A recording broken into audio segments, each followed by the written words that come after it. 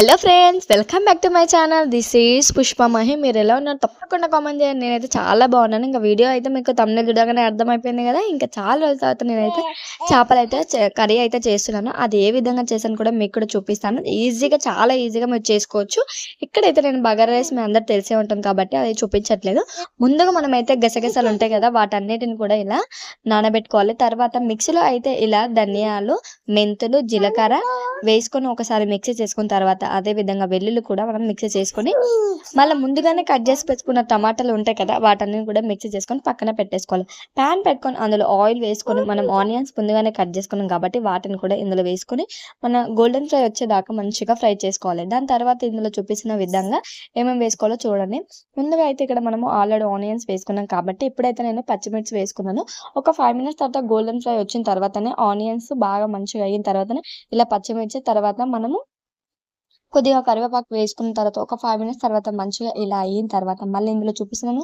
ముందుగానే మనము మిక్సీ చేసుకున్న పెట్టుకున్న టమాటాని అది కూడా అందులో వేసుకోవాలి. అది కూడా బాగా ఆయిల్లో కొంచెం మంచిగా వచ్చేటట్టుగా అప్పుడు మనం ఫ్రై చేసుకుంటున్నాం. ఒకటి తర్వాత ఒకటి వేసుకోవడం ఫ్రై చేసుకోవడం వల్లనే చాలా బాగా టేస్ట్ కూడా ఉంటుంది. ఎప్పుడైనా సరే ఇదే వంట కాదు, ఏదైనా సరే ఒకటి తర్వాత ఒకటి వేసుకొని అది బాగా ఫ్రై అయిన తర్వాత ఇలా వేసుకోవడం వలన టేస్ట్ చాలా బాగుంటుంది.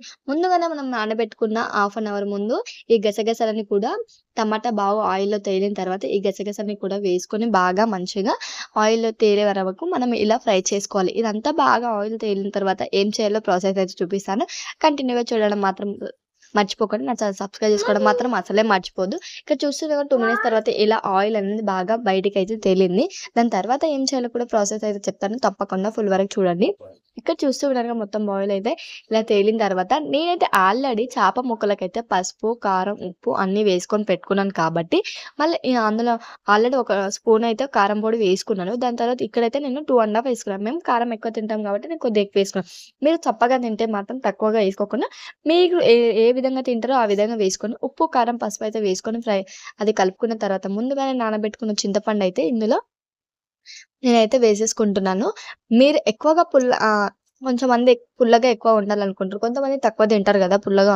అందుకని చెప్పేసి మీరు ఎంత తినగలరో అంత వేసుకోండి. బట్ నేనైతే ఇలా కర్రీకి సరిపోయేటట్టుగా మాత్రమే చింతపండు అయితే వేసేసుకున్నాను. ఇక్కడ చూస్తున్నారుగా, మీరు ఎక్కువగా గ్రేవీ కావాలనుకుంటే కొంచెం చింతపండు వాటర్ ఎక్కువగానే వేసుకోండి. లేదు మాకు నార్మల్గా కావాలి, తిగ్గా ఉంటే చాలా అనుకుంటే కొంచెం మామూలుగానే వేసుకొని నేనైతే ఇక్కడ మరీ అంత ఎక్కువ కాదు, మరీ అంత తక్కువ కాకుండా మీడియంలో వేసుకున్నాను. ఎందుకంటే కొంచెం అది బాయిల్ అయిపోయి ఇంకా మసిలిన తర్వాత మళ్ళీ చేప ముక్కలు వేసుకొని ఉడికే వరకు కరెక్ట్ సరిపోతుందని చెప్పేసి ఇలా వేసేసుకున్నాను. ఇక్కడ చూస్తూ ఉన్నారు కదా, ఇక్కడైతే ఇంకా మొత్తం అయితే ఇక్కడ వాటర్లో అయితే మంచిగా మసులుతూ ఉన్నాయి కదా వాటర్ అనేది. అదేనండి మనం చేసుకున్న గ్రేవీ కర్రీ అయితే మసులుతుంది. ఇందులో మనం ముందుగానే మ్యాగ్నేట్ చేసుకున్న చేపలు అయితే ఇక్కడ వేసేసుకోవాలి. మొత్తం ముక్కలు మునిగేటట్టుగా మనము ముందుగానే కొద్దిగా చేసేసుకున్న తర్వాతనే మనం వేసుకుంటే బాగుంటుంది. ఎందుకంటే మనం వాటర్ తక్కువగా వేసుకున్నాం, మరి ఎక్కువగా వేసుకున్నా కూడా కొంచెం ఇబ్బంది ఉండదు కాబట్టి మరి తక్కువగా వేసుకోకండి. చూస్తున్నాను, ఎప్పుడైనా సరే ఇలా గరిటెతో కలుపుకోండి. ఇలా ఇందులో చూపిస్తున్నాం అలా చేసుకోండి.